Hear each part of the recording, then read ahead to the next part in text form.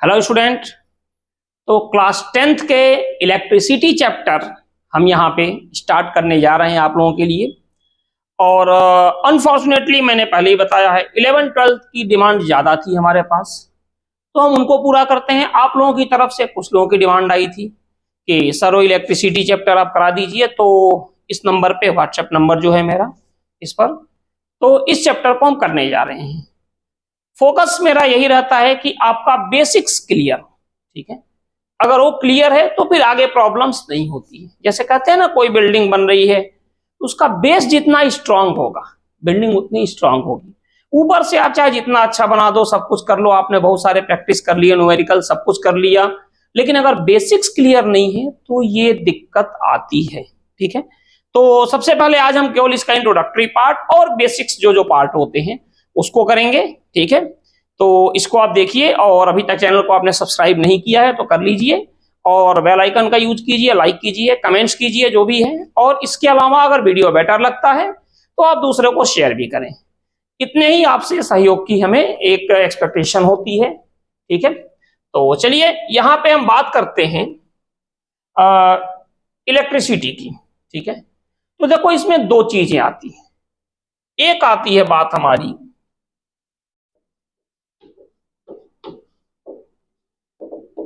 Electrostatic, और second आती है बात इलेक्ट्रो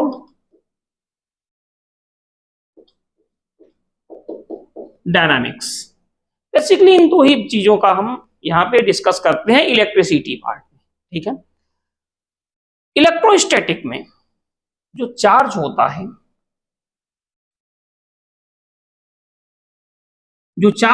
है, ये रेस्ट में रहता है।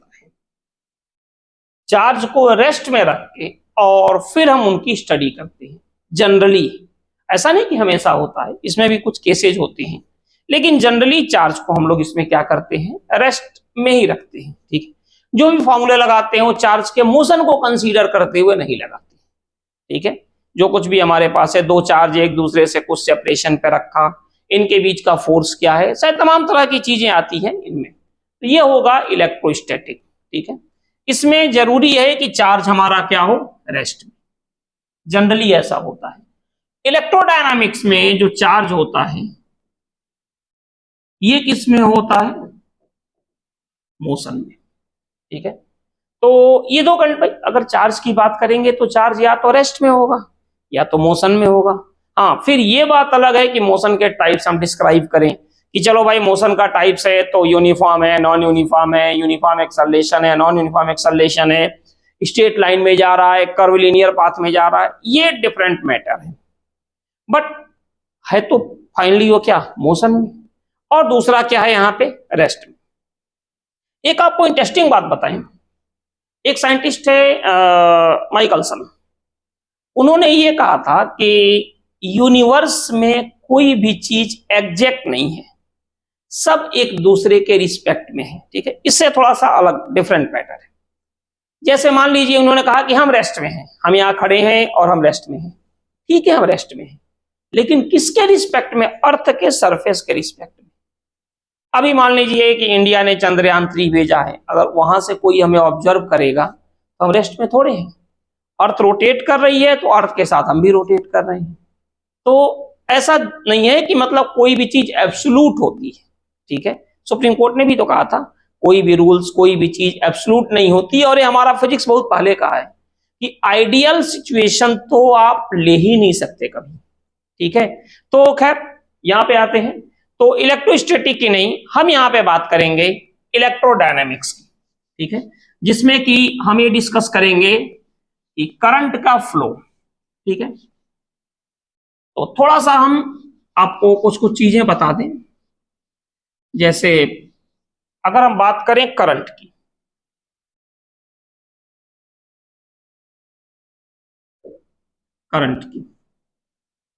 तो करंट की जब बात आती है तो आप में से मैक्सिमम लोग यही करते हो, हाँ current can be defined as a rate of flow of charge. ऐसा नहीं है। जैसे मान लीजिए कि आप करंट की बात करो तो करंट बहुत सारी होती है। जैसे आप कहते हैं ना, ओशियन करंट, ठीक है। या उससे सिंपल आप कहते हो कि देखो यार पहाड़ी एरिया में जाओ तो वहां के रिवर में करंट ज्यादा होता है, और क्या बोलते हैं जो आपका प्लेन एरिया है यहां के रिवर में करंट कम होता है। इसका मतलब क्या है कि पहाड़ी एरिया में हमने लगाया हाथ और शॉक लग गया, ऐसा नहीं है। वो ओशियन करंट की बात कर रहे हैं, वाटर फ्लो, वाटर के फ्लो का रेट, ठीक है। ऐसे ही मान लीजिए कि अगर क्या फ्लो हो रहा है, एयर, तो भी ये करंट हो गया, ठीक है। तो ऐसा नहीं है, करंट का मतलब बिल्कुल ये नहीं होता कि rate of flow of charge, ठीक है। करंट जिस टाइप की चीजें हैं उसके फ्लो के रेट को हम बताते हैं, ठीक है। तो करंट का अगर सिंपल कहा जाए तो करंट का मतलब होता है रेट ऑफ फ्लो, ठीक है। करंट का मतलब होता है रेट ऑफ फ्लो। अब क्या फ्लो हो रहा है, कैसे फ्लो हो रहा है, तो अगर हम बात करें कि इलेक्ट्रिक करंट, अगर हीट के करंट की बात करें तो rate of flow of heat, ठीक है। इसी तरह अगर इलेक्ट्रिक करंट की बात करें तो क्या होता है, rate of flow of charge. Electric current की अगर हम बात करें तो होता है rate of flow of charge. Current means rate of flow. अब अगर बात करें इलेक्ट्रिक करंट की तो इसका मतलब होता है rate of flow of charge. Charge के फ्लो के रेट को हम कहते हैं इलेक्ट्रिक करंट, ठीक है। अब इसमें कुछ चीजें आपको बता दें कि चार्ज का जो फ्लो होता है, तो एक चीज समझिए, पॉजिटिव चार्ज के फ्लो की जो डायरेक्शन होती है, ठीक है, इसके मोशन या फ्लो की डायरेक्शन होती है, यही डायरेक्शन क्या होती है, इलेक्ट्रिक करंट की। या फिर हम ये कहेंगे कि नेगेटिव चार्ज अगर इस तरफ मूव कर रहा है, अगर नेगेटिव चार्ज इस तरफ, नेगेटिव चार्ज का मोशन हो रहा है, तो इलेक्ट्रिक करंट जो होगी ये कहां फ्लो होती है, इसके अपोजिट डायरेक्शन। जो भी नेगेटिव चार्ज का मोशन होता है, इलेक्ट्रिक करंट जिसको कि आई, स्मॉल आई या कैपिटल आई, दोनों में से किसी से भी आप डिनोट कर सकते हो, ठीक है। ऐसा कुछ नहीं है, हाँ कुछ बुक्स ने मैक्सिमम ने कैपिटल आई से किया है, तो आप कहो तो हम भी कैपिटल आई से कर दे रहे हैं, ऐसा कुछ नहीं है। आप चाहो तो स्मॉल आई से भी कर सकते हो, और आप चाहो तो कैपिटल आई से भी कर सकते हो, ठीक है। तो क्लियर है कि करंट के फ्लो जो रेट है वो तो हो ही रहा है, ठीक है। अगर प्लस चार्ज के जो मोशन की डायरेक्शन है, इलेक्ट्रिक करंट की डायरेक्शन हम वही लेते हैं, और अगर माइनस चार्ज के मोशन की बात करें तो इलेक्ट्रिक करंट कहां फ्लो होता है, उसके अपोजिट डायरेक्शन में।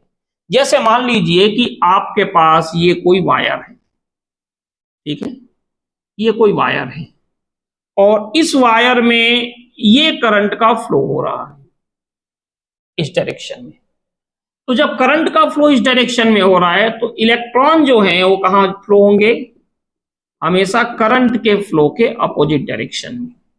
और एक बात और बताएं, सबसे इंपॉर्टेंट फैक्टर करंट के फ्लो में क्या करते हैं, इलेक्ट्रॉन ही प्ले करते हैं, ठीक है।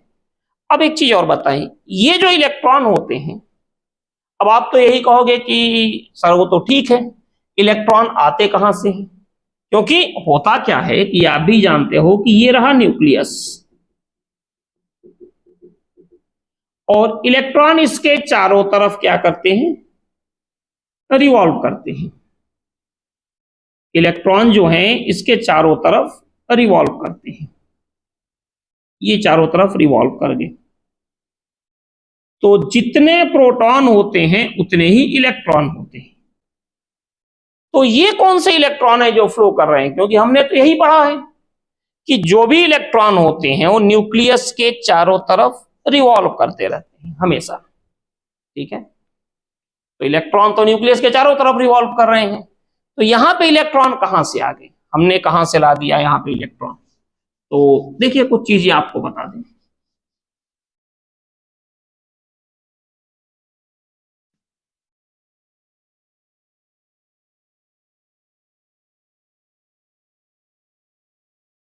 सिंपल बेसिक जितने एग्जांपल्स होंगे उतना ही बेटर रहेगा आपके लिए। तो देखिए मैं आपको बता रहा हूं कुछ बेसिक्स एग्जांपल के साथ। जैसे ये आपके पास एक मैग्नेट है, इस चीज को समझिएगा। ये एक्सपेरिमेंट आपने बहुत पहले से किया होगा, और ये आपने यहां पे एक ब्लेड को रखा। सबसे पहले आपने क्या किया, इस मैग्नेट के पास ब्लेड को एक बार यहां पे रखा। ये कोई ब्लेड है, एक्सपेरिमेंट करते रहते हैं आप लोग, ब्लेड को बार बार मैग्नेट अपनी तरफ पुल कर लेता है, ठीक है। तो यहां पे रखा, तो इस ब्लेड को इसने अपनी तरफ अट्रैक्ट कर लिया। फिर आपने ब्लेड को यहां पे रखा, तो फिर इसने अट्रैक्ट कर लिया। लेकिन हुआ क्या कि जब आपने इस मैग्नेट से इस ब्लेड की डिस्टेंस इतनी कर दी, तब ये अट्रैक्ट नहीं कर पाया मैग्नेट। ऐसा क्यों? क्योंकि इनके बीच का ये जो सेपरेशन है, इनके बीच का सेपरेशन ये इंक्रीज होता जाएगा। अगर इस सेपरेशन को हम क्या मान ले, आर, आर, ठीक है। तो आर अगर इंक्रीज होगा तो मैग्नेट और ब्लेड के बीच का जो फोर्स है ये क्या होगा, डिक्रीज होगा। भाई एक ब्लेड को आपने यहां पे रखा और उस ब्लेड को मैग्नेट अट्रैक्ट कर लिया, उसी ब्लेड को दूसरे कमरे में रख लो, अट्रैक्ट कर लेगा क्या?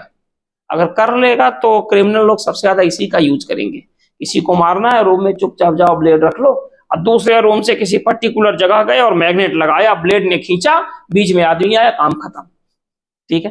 खैर साइंस के जो यूजेज होते हैं, एक्चुअल में साइंस का काम है आपके लाइफ स्टाइल को बेटर करना।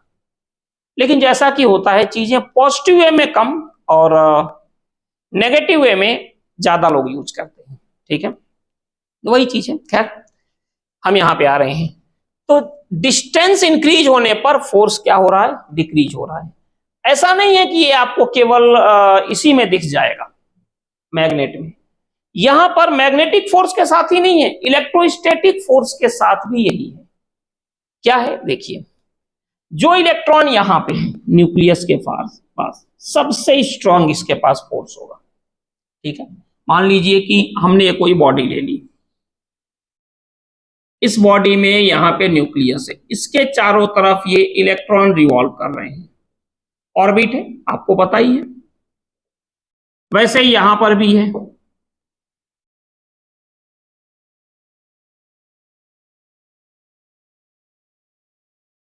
यहां पर भी है, बहुत सारे हैं, हमने आपको एक एग्जाम्पल के लिए बता दिया।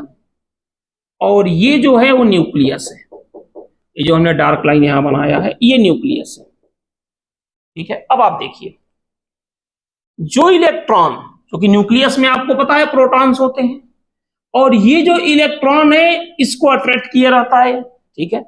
कई बार आपको लगता है कि अट्रैक्ट करके खींच क्यों नहीं लेता अपने ऊपर, ये डिफरेंट मैटर है, ये हम आगे डिस्कस करेंगे। क्लास 11th में आपके पास सर्कुलर मोशन चैप्टर है, वहां डिस्कशन होगा, ठीक है। अभी आप यही समझिए कि ये रिवॉल्व करता है, ठीक है। तो इस पर सबसे स्ट्रांग फोर्स होगा। अब अगर हम यहां जाएंगे तो देखो, इस इलेक्ट्रॉन से ये जो फर्स्ट इलेक्ट्रॉन है, सेकंड वाले की डिस्टेंस क्या हो गई, इंक्रीज। डिस्टेंस अगर इंक्रीज हो गई तो फोर्स क्या हो गया, डिक्रीज। ऐसे ही मान लीजिए थर्ड, जो सबसे बाहर का इलेक्ट्रॉन है, जो सबसे बाहर का इलेक्ट्रॉन है, उस पर सबसे कम फोर्स होगा, होगा। तो सबसे कम फोर्स होगा तो इसके पास इतनी एनर्जी नहीं होती कि बॉडी को छोड़ के चला जाए, लेकिन ये इस ऑर्बिट से बाहर निकल जाता है। जो आउटर मोस्ट ऑर्बिट का इलेक्ट्रॉन होता है ये इससे बाहर निकल जाता है, क्योंकि डिस्टेंस इंक्रीज होने की वजह से इस पर फोर्स सबसे कम होता है, ठीक है। अच्छा, फोर्स के कम होने की वजह से बाहर निकल जाता है, और इसी इलेक्ट्रॉन को बोलते हैं फ्री इलेक्ट्रॉन, या इसको बोलते हैं कंडक्शन इलेक्ट्रॉन। यही हमारा हो गया फ्री इलेक्ट्रॉन या कंडक्शन इलेक्ट्रॉन। तो करंट के फ्लो के लिए यही सबसे ज्यादा रिस्पॉन्सिबल होता है। ठीक है, तो अब क्लियर हो गया कि ये इलेक्ट्रॉन कहां से आए। ठीक है, हाँ, इसके पास इतनी एनर्जी नहीं होती कि बॉडी छोड़ के चला जाए, बट पूरी बॉडी में फ्रीली घूमता रहता है, फ्रीली घूमता है। बिल्कुल वैसे ही कि जैसे मान लीजिए कि आप लोग कोई 3 भाई हैं, तो जो सबसे छोटा है, ये प्लस जो है ना, इसको पेरेंट्स मान लो, वो पेरेंट्स के फोर्स के इन्फ्लुएंस में ज्यादा होता है। बहुत छोटा है तो घर से बाहर निकला, अरे नहीं मत जाओ बाहर, रोड की तरफ गाड़ियां आ रही हैं। ठीक है, जो दूसरे नंबर का है, ये थोड़ा सा 10-12 साल का है, तो इसको भी कहा जाता है कि देखो स्कूल जाओ और स्कूल से सीधे आओ। फोर्स इस पर कम तो है दूसरे वाले पर, लेकिन इतना कम नहीं है कि छोड़ दिया जाए इसको। फिर तीसरी कंडीशन आती है, जैसे आप लोग या आपसे थोड़ा सा ऊपर जो 20 ईयर के आसपास हो गए, आपके बड़े भाई लोग, तो उनके पास इतना तो नहीं होता कि घर छोड़ के चले जा रहे, यार माँ बाप को छोड़ो निकलो, निकलना भी नहीं चाहिए, बहुत ही गलत है। ठीक है, बट हाँ इतना होता है कि जैसे बाहर निकले अपने टाइम से, घूम फिर के और फिर वापस आ गए। ठीक है, घूमने फिरने का मतलब नेगेटिव वे नहीं, पॉजिटिव वे में भी है। ठीक है, कभी कोचिंग से स्कूल से लेट हो गए तो ज्यादा उनसे पूछा नहीं जाता क्या हुआ, क्योंकि पता है कि चलो भाई वो समझदार है, कोई दिक्कत वाली बात नहीं है। वही इस इलेक्ट्रॉन के साथ है, ये बाहर निकलता है तो फ्री इलेक्ट्रॉन हो गया। इतनी एनर्जी नहीं होती कि पूरी बॉडी को छोड़ के चला जाए, लेकिन हाँ पूरी बॉडी में फ्रीली मूव करता है। अब एक सवाल जरूर आपके मन में आता है कि यार ये जब पूरी बॉडी में फ्रीली मूव करता है, और सर ने अभी यही कहा कि इलेक्ट्रॉन का अगर फ्लो होगा तो करंट का फ्लो होगा।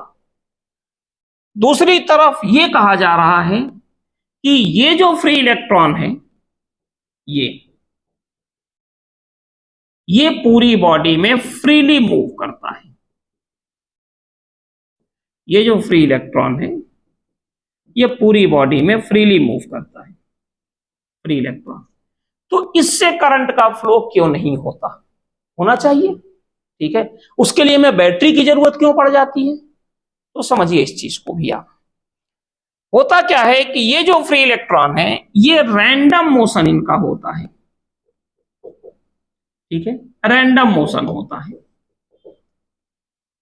ठीक है, अब इसमें क्या होता है, जैसे एक इलेक्ट्रॉन है ऊपर गया, तो इसकी वजह से करंट कहां होनी चाहिए? डाउनवर्ड।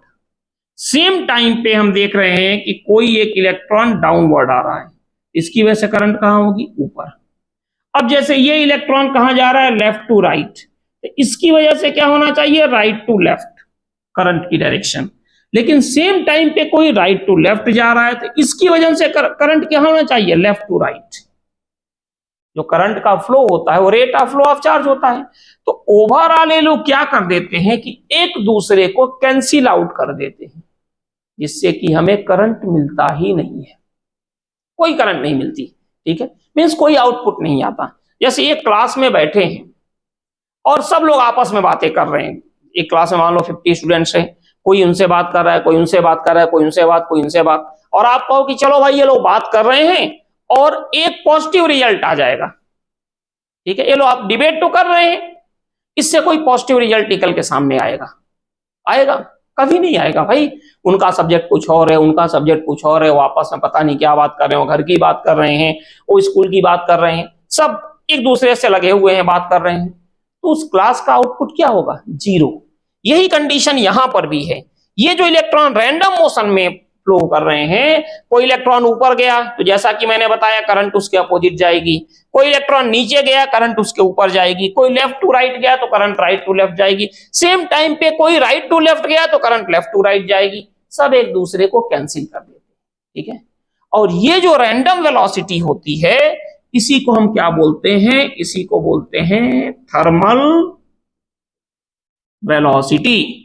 और थर्मल वेलोसिटी की वजह से हमेशा करंट क्या होता है? जीरो। करंट, या एक तरह से कहा जाए कि नेट करंट।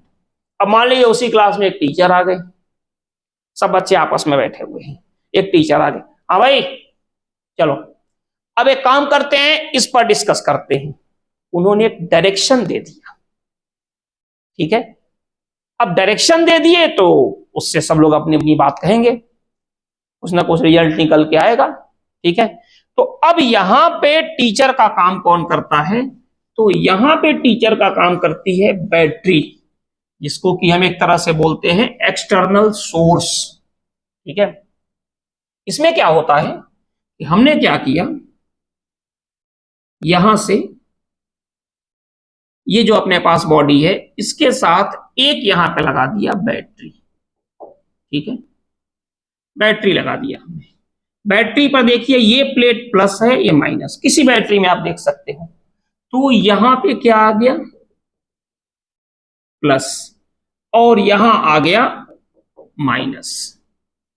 अब यहां प्लस माइनस आने की वजह से ये देखो माइनस है ना, तो ये क्या कर देगा यहाँ पे माइनस, ये प्लस आ गया तो ये क्या कर देगा प्लस।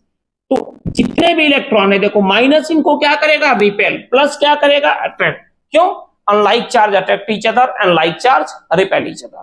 ठीक है, तो इस इलेक्ट्रॉन के लिए ये क्या आ गया प्लस, पॉजिटिव पोल, तो ये इस तरफ इलेक्ट्रॉन मूव करते हैं जितने भी इलेक्ट्रॉन है। अब देखिए इनको क्या मिल गया, एक डायरेक्शन, इनको एक डायरेक्शन मिल गया, और डायरेक्शन मिलने की वजह से यहां पे करंट का फ्लो स्टार्ट हो गया। ठीक है, ये करंट का फ्लो स्टार्ट हुआ, इसमें ये करंट का फ्लो स्टार्ट हो गया। ठीक है, तो ये मैकेनिज्म होता है जिसके बेस पर किसी भी बॉडी में करंट का फ्लो होता है। मैंने आपसे कहा ना पहले, बेसिक्स हमें समझना जरूरी है। तो कहीं पर भी करंट के फ्लो का ये मैकेनिज्म होता है। ठीक है, अब इलेक्ट्रिक करंट की बात कर रहे हैं, तो अगर हम यहां से देखें,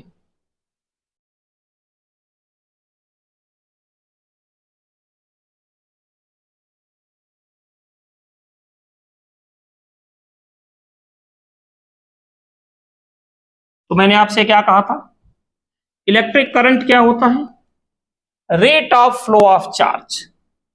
अगर हम बात करें इलेक्ट्रिक करंट को हम आई से डिनोट करते हैं, ये क्या होता है, rate of flow of charge. Charge को हम किससे डिनोट करते हैं, क्यू से। ठीक है, स्मॉल क्यू से भी करते हैं और कैपिटल क्यू से भी करते हैं। ठीक है, दोनों से करते हैं। अब एक बात बताइए, आपने इलेक्ट्रिक पावर पढ़ा होगा, आपने वेलोसिटी पढ़ा होगा, आपने एक्सेलरेशन पढ़ा होगा। ठीक है, इससे रिलेट कर रहे हैं। तो एक्सेलरेशन क्या होता है, rate of change of velocity. Acceleration is the rate of change of velocity.